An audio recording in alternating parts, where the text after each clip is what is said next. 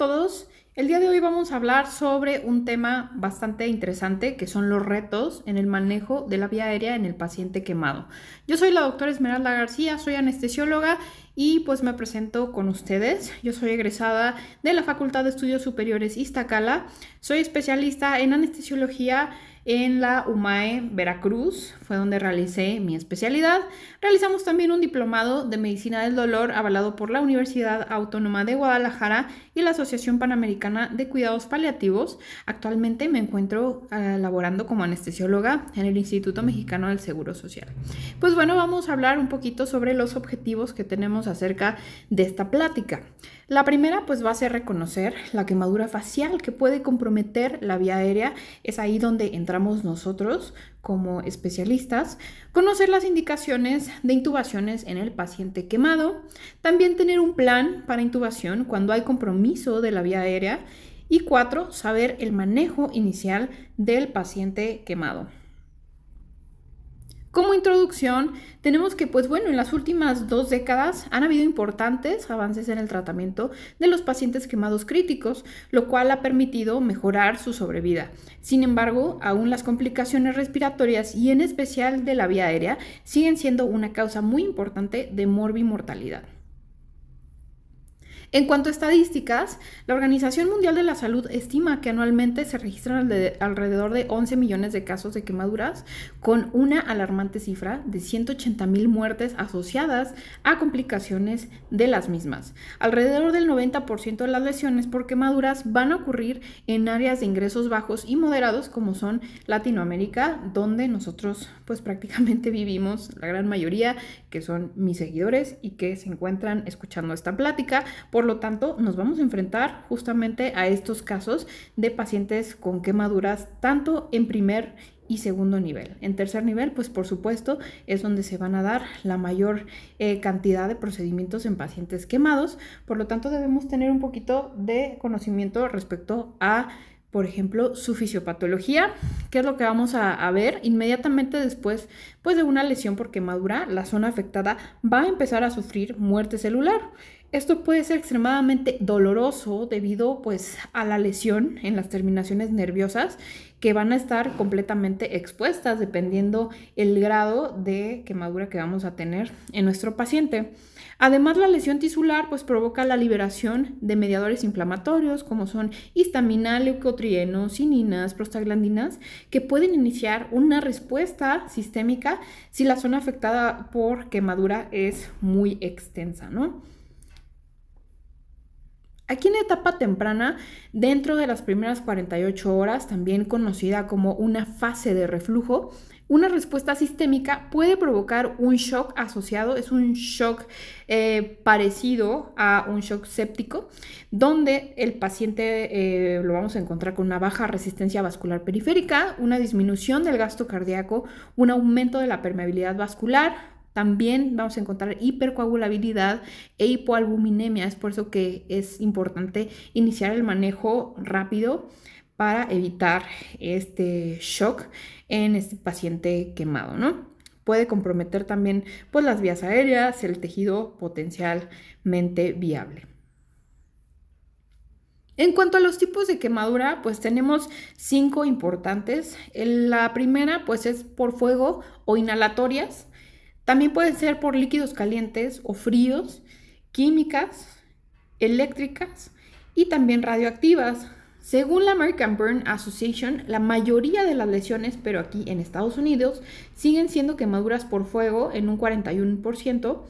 Las escaldaduras son cuando la piel tiene contacto con alguna superficie que provoque quemadura, con un 31%, y menos comunes en un 3.6% son quemaduras químicas y las quemaduras eléctricas en un 3.6%.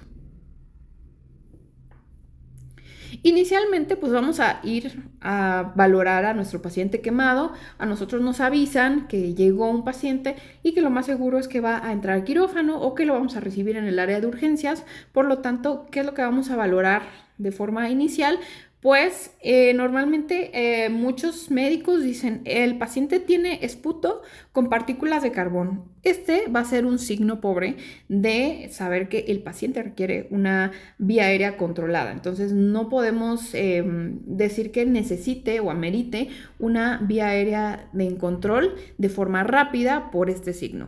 La mayoría de las veces es debido pues a que el paciente presenta quemaduras faciales, una quemadura faríngea. También podemos encontrar vellos de la nariz quemados y un signo que sí nos va a decir que la vía aérea está en amenaza es la ronquera o el estridor e indica una terapia ventilatoria de forma rápida. Este es un buen signo para decir que el paciente pues, va a presentar un control rápido de la vía aérea. Por otra parte, otras quemaduras químicas, como lo son las cáusticas, van a limitar usualmente la orofaringe, el fondo del vestíbulo.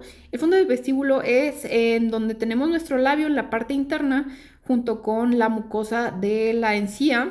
Ese va a ser nuestro vestíbulo, como en la imagen de la parte de arriba, que vemos la quemadura. También pues, puede presentar lesiones en faringe, esófago, aunque también se puede afectar los senos piriformes, que es la imagen de la parte de abajo. Vean las úlceras que podemos llegar a tener al momento de visualizar con el videolaringo o el broncoscopio. Ahí podemos observar pues, las lesiones en esta zona. Con estas lesiones, con estas quemaduras de químicas cáusticas, podemos tener peligro de que la lengua se adhiera a la parte posterior de la faringe, limitando la deglución y pues por supuesto vamos a tener acúmulo de secreciones. Por lo tanto, si sabemos que el paciente tuvo una quemadura por algún producto cáustico, es necesario valorar de forma rápida las quemaduras para iniciar entonces el manejo de la vía aérea de forma rápida antes de que se obstruya completamente esta vía. Ahora vamos a hablar sobre la extensión de la quemadura. Aquí tenemos que hablar sobre la profundidad. Se va a dividir en grados. Primer grado pues va a afectar a la epidermis, que es la capa superior de la piel. Se observa pues enrojecimiento, descamación y dolor con una duración limitada. En segundo grado tenemos dos lesiones que podemos encontrar, que es la dermis superficial y la dermis profunda. En la dermis superficial son lesiones muy dolorosas, rojizas, presencia de flictenas, exudado y puede dejar cicatriz, pero no van a requerir cirugía. Se les trata mediante vendajes nada más. En cuestión de la dermis profunda, aquí sí van a ser menos dolorosas porque ya existe una destrucción de los receptores de la piel. Su apariencia va a ser lisa, brillante, va a tener exudado y requieren una intervención quirúrgica de forma rápida. En tercer grado, grado 3, implica ya una lesión de tejidos profundos que incluyen músculos, tendones y huesos. También vamos a hablar sobre el grado de extensión en nuestra quemadura. Ya hablamos de profundidad, ahora el grado de extensión, ¿cómo la vamos a valorar? En pacientes adultos tenemos la regla de los 9 de Wallace. Esta pues es una estrategia para determinar el porcentaje de quemaduras respecto al área total del cuerpo de un paciente. Se va a dividir en múltiplos de 9 de la siguiente manera, como en la imagen. Aquí vamos a valorar al paciente, vamos a checar en dónde tenemos lesiones y vamos a ir sumando el porcentaje que presenta el paciente de quemaduras. En cuestión pediátrica no podemos aplicar la misma regla. Aquí tenemos la escala de Lount y Broder. Esta escala se debe de aplicar pues, en los niños porque tienen mayor tamaño del cráneo y menor en las extremidades. Por lo tanto, como sugiere la imagen, vamos igualmente a ir sumando la cantidad de extensión de nuestra quemadura dependiendo de qué tanto esté extendida la quemadura. Aquí pues es importante pues para saber el manejo inicial que se le debe dar al paciente. Ya sé que esta plática está más enfocada en vía aérea, pero es importante que mencionemos el grado de extensión de la quemadura para saber si hemodinámicamente el paciente va a tener algún sufrimiento por la extensión y la profundidad de la quemadura que presenta el paciente. En cuestión de las indicaciones para la intubación endotraqueal, Vamos a tener las poco probables, que es del lado derecho, donde no va a presentar ni ronquera ni estridor. No hay presencia de quemaduras orales o faciales ni vellos nasales quemados y las lesiones producidas van a ser en espacios abiertos.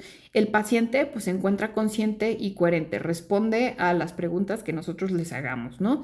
Las relativas van a presentar pues vellos nasales y cara quemados, las lesiones producidas en espacios muy cerrados puede llegar a presentar obstrucción de la vía aérea y las quemaduras extensas también por edad y pues por historial médico puede ser una intubación orotraqueal relativa. Aquí hay que estar vigilando a nuestro paciente las 24 horas para ver si es que no amerita una intubación por la probable obstrucción en las horas en un futuro, ¿no? En horas que tengamos que estar, les digo, en vigilancia, se puede llegar a obstruir nuestra vía aérea.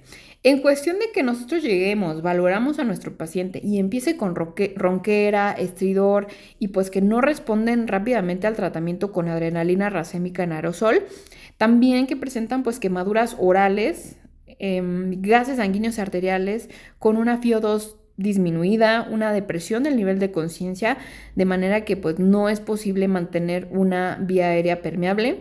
Los niveles de carboxihemoglobina mayores a 10% en presencia de depresión del nivel de conciencia y también aumento del CO2 en nuestro paciente nos dice que definitivamente tiene que intubarse ese paciente de manera rápida. Entonces, de las relativas podemos pasar a las absolutas en cuestión de horas. Es por eso que en las relativas hay que estar vigilando al paciente constantemente, porque sí se puede llegar a complicar la vía aérea. En cuestión de indicaciones visuales de la vía aérea, pues cuando llegamos y valoramos a nuestro paciente y observamos un paciente como el de la imagen, donde vemos un compromiso de conciencia y por supuesto una obstrucción aguda de la vía aérea, tenemos que realizar el manejo rápido de la vía aérea. Es inminente, no se esperen a que esa vía aérea se ponga mucho peor. Bueno, el manejo inicial, recordemos que aquí debemos de realizar el protocolo ABCDE en trauma. Es un manejo muy complejo y multiorgánico. Entonces, aquí lo que vamos a hacer, pues en la A, vamos a revisar la vía aérea y administrar pues medicamentos para disminuir la molestia, el dolor al momento de la intubación. Ahorita los vamos a ver. Más aparte, también tenemos que inmovilizar el cuello, uso de collarín en caso de que aparte de la quemadura pensemos en alguna fractura o en alguna otra lesión a órgano, que no nada más sea la propia quemadura. Recordemos que a veces los pacientes muy quemados podemos llegar a tener lesiones no nada más en músculo, también en hueso. En cuestión de la B, ya que lo tengamos intubado, pues hay que controlar la respiración de nuestro paciente dependiendo de cómo salen la gasometría, electrolitos, laboratorios de forma urgente. En cuestión de circulación, aquí nos habla de la reanimación hídrica que vamos a realizar en nuestro paciente quemado. Todo va a depender de, claro, las causas, la extensión de la quemadura, qué tanto compromiso hemodinámico tenemos en nuestro paciente. Esto lo vamos a ir valorando. En la D nos habla de la evaluación neurológica. Aquí pues aplicamos la escala de coma de Glasgow, menor a 7, entonces ya debemos de realizar una intubación de forma rápida, lo que habíamos comentado, valorar pues, la reactividad pupilar, datos de focalización y a nivel neurológico si no tenemos alguna hemorragia, secundaria alguna caída, no nada más por la propia quemadura, sino valorar de forma múltiple a nuestro paciente, ¿no? En exposición, que es nuestra letra E, pues aquí hay que retirar toda la ropa para buscar quemaduras ocultas en el cuerpo del paciente, girarlo, realizar una evaluación completa y también pues cubrir a nuestro paciente y evitar la hipotermia. En cuanto al manejo de la vía aérea, el estado de la vía aérea puede evolucionar, les digo rápidamente, después de una quemadura y puede requerir una intervención temprana para asegurar la vía aérea antes de que se vuelva más difícil de manejar. El manejo puede complicarse por limitación en la apertura bucal, el edema facial y la vía aérea y pues las dificultades para interpretar la anatomía de la misma al momento de valorar a nuestro paciente en horas posteriores a la quemadura. El edema se puede desarrollar en tejidos distantes de las áreas quemadas, tales como la cara, faringe, laringe. En este momento, el tejido puede empeorar y la intubación puede ser mucho más difícil. También por edema puede resultar en una área totalmente inaccesible, tanto en la parte oral como en la zona traqueal. El edema puede volverse tan intenso que cuando se indique traqueostomía pueda ser técnicamente imposible. Esta es una consideración particularmente importante en pacientes que sufren quemaduras que involucren el más del 20% de la superficie corporal. Entonces aquí durante las primeras 24 horas el tejido blando también puede volverse duro o fuerte y los movimientos de la columna cervical y las articulaciones temporomandibulares pueden ser limitados. ¿Qué se tiene que hacer antes de intubar? Aquí vamos a lo bueno. Hay que realizar una evaluación endoscópica que permite elegir entre la intubación endotraqueal y la traqueostomía. El uso de sedantes que permiten la fibroscopía diagnóstica antes de una inducción, pues bueno, vamos a tener la atropina a 0.5 miligramos como anticialogogo. Esta dosis pues va a ser en paciente adulto. Vamos a administrar 1 miligramo de midazolam o 20 miligramos de ketamina para realizar una sedación, ajustando la dosis según el efecto. También podemos usar la dexmedetomidina de 0.5 a 1 microgramo por kilogramo de peso y también administrar la lidocaína en spray en cuerdas para realizar nuestra fibroscopía diagnóstica. También el uso de sonda nasogástrica y la posición semi-Fowler para tener disponibles pues dispositivos adecuados para succión en caso de que tengamos estómago lleno. Recordemos que no todos los pacientes que llegan quemados van a tener ayuno completo, entonces es importante que al inicio también coloquemos una sonda nasogástrica para aspiración del estómago y evitar así que nuestro paciente broncoaspire al momento de realizar la intubación. Y aquí, pues en cuestión de técnicas de la vía aérea, la primera pues va a ser la laringoscopía directa o videolaringoscopía. En segundo lugar, que es la que se recomienda, es la intubación con fibroscopía en el paciente despierto. En tercer lugar, pues podemos intentar una inserción de mascarilla laringea si es necesaria para el control transitorio de la vía aérea. Recordemos que la mascarilla laringea no llega hasta la tráquea, así que no va a estar completamente pues canalizada esa vía aérea, por lo tanto tiene que ser transitoria el uso de mascarilla laringea, ya sea que cambiemos a tubo o realicemos una traqueostomía. Y también pues, la punción cricoidea de emergencia y la traqueostomía, que van a ser mucho menos frecuentes. Hay que tomar en cuenta durante la intubación que la aspiración adecuada es importante para todas las formas de intubación, pero particularmente cuando se utiliza la fibroendoscopía, ya que las secreciones van a tender a ser muy abundantes en todo el trayecto debido a los productos inhalados de la combustión y esto impide la visibilidad y además son difíciles de remover a través de la endoscopía. Por eso es importante siempre contar con una aspiración rápida.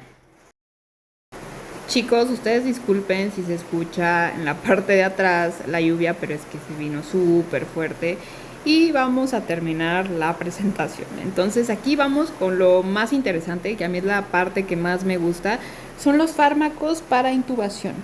En cuestión de la sedación que vamos a utilizar, pues primeramente pensamos en las benzodiazepinas. La primera pues es el midazolam, una benzodiazepina con efecto ansiolítico, hipnótico, sedante, también miorrelajante y anticonvulsivante. La dosis va a ser de 0.02 a 0.1 miligramos por kilogramo de peso como ansiolítico. También como hipnótico vamos a tener una dosis un poquito más elevada que va a ser de 0.1 a 0.4 miligramos por kilogramo de peso.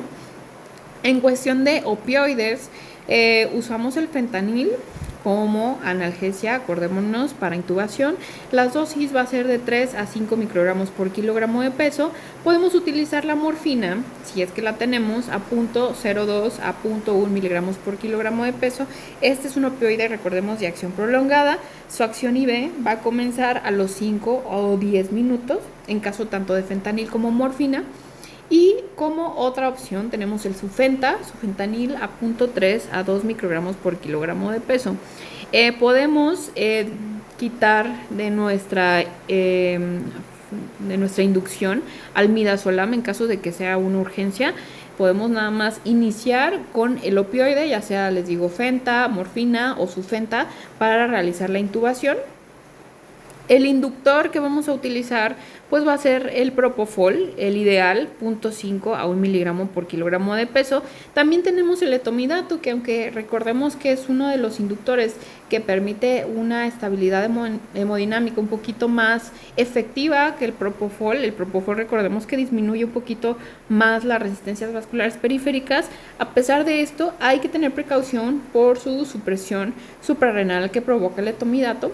El paciente quemado pues no va a tener una función renal adecuada en el momento de la injuria por la lesión en la piel.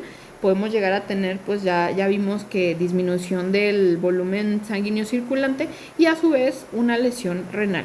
Entonces su dosis va a ser de 0.2 a 0.3 miligramos por kilogramo de peso.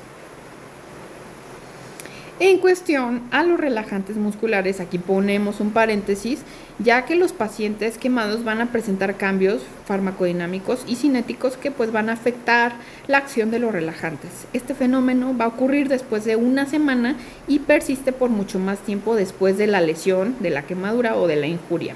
Las quemaduras van a aumentar o causan aumento de la migración de los receptores de acetilcolina desde la unión neuromuscular a la membrana muscular, produciendo una resistencia a los relajantes no despolarizantes y una hipersensibilidad a los despolarizantes. Por lo tanto, hay que tomar en cuenta esto. Los pacientes con quemaduras se van a describir con cuadros de hipercalemia aguda secundaria al uso de succinilcolina. Se trata de un receptor inmaduro neuronal nicotínico, que es el alfa-7 acetilcolina, que tiene mayor facilidad de despolarización, libera más potasio intracelular y por un periodo mayor de tiempo. Se sabe que estos receptores comienzan a aumentar a las 72 horas de la injuria, por lo que para mayor seguridad podría usarse la succinilcolina solo los 2 primeros días de la injuria, no después, por aumento del potasio en la célula. Entonces hay que tomar en cuenta eso porque podemos causar más daño a nuestro paciente. En cuestión de los relajantes no despolarizantes, el paciente quemado se describe la resistencia a este grupo. Este fenómeno se explica igualmente por la proliferación de receptores de la acetilcolina en la membrana muscular. Esta resistencia ocurre cuando las quemaduras son mayores al 30% de superficie corporal. La manifestación clínica es que requieren o van a requerir mayores dosis de relajantes musculares no despolarizantes. En cuestión de los relajantes musculares no despolarizantes de elección, pues va a ser el rocuronio cuando la succinilcolina esté contraindicada, lo que vimos después de las 72 horas de la injuria, y se requiere de un relajante de inicio rápido. En estos casos, la dosis de intubación es de 0.9 a 1.2 miligramos por kilogramo de peso, y para la intubación de secuencia rápida se recomienda a 1.2 miligramos por kilogramo de peso. Hay que tomar en cuenta que se recomienda una intubación vigil o despierto con ayuda de un fibroscopio bajo sedación y anestesia tópica. Tomar en cuenta el probable estómago lleno del paciente. Esto es súper importante porque a veces se nos olvida y hacemos la intubación sin permeabilizar a nuestro paciente con una sonda nasogástrica, el estómago, aspiración. No realizamos esto y a veces el paciente puede llegar a tener un buen desenlace, pero por la broncoaspiración podemos llegar a tener un desenlace fatal, no tanto por la quemadura, sino por la broncoaspiración, y esto va a permitir determinar la extensión y la gravedad de la quemadura inhalatoria. Esto también es importante para saber el manejo que se le va a dar a nuestro paciente. También hay que tomar en cuenta que se debe elegir el tubo endotraqueal de mayor diámetro que pueda ser utilizado, ya que estos pacientes eliminan mucho material bronquial que pueda producir la obstrucción del tubo. La fijación debe ser muy segura, utilizándola en los dientes o con una gasa larga. Recordemos que la tela adhesiva no debe de usarse en pacientes con la cara quemada. Así que una opción de fijación de nuestro tubo son en estas imágenes.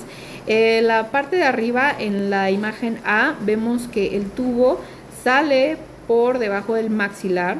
Ahí es una forma fácil de fijar a nuestro paciente y dejar libre la cara por si necesitamos lavados faciales en quirófano. Otra forma de fijar el tubo es en la imagen de abajo, donde realizamos fijación en el diente con una sutura de seda, una férula de alambre. En cuestión de la etapa de reanimación, los pacientes requieren manejo de la vía aérea, ya vimos, obstrucción de la vía aérea, compromiso de la función respiratoria, donde vamos a ver el estridor laringio y uso de músculos accesorios, pacientes inconscientes, pacientes grandes quemados, mayor al 20% de superficie corporal, pacientes que requieran un trayecto prolongado para su traslado, por ejemplo, a un hospital de tercer nivel para manejo un poquito más específico de algunas quemaduras. En la etapa aguda, el paciente va a permanecer intubado en esta área en cuidados intensivos, y si requieren intervenciones quirúrgicas futuras, pues lo más seguro es que los vamos a ver en esta etapa. La fijación del tubo endotraqueal debe ser segura, ya lo vimos. A partir del cuarto o quinto día va a empezar a disminuir el edema, y cuando se sospecha de intubación prolongada se debe de pensar en realizar una traqueostomía. También vamos a tener a los pacientes en quirófano, no nada más en la etapa aguda o en la etapa de inicio, también vamos a ver a los pacientes en etapa de reparación de cicatrices. Aquí es un poquito más difícil poder realizar el manejo.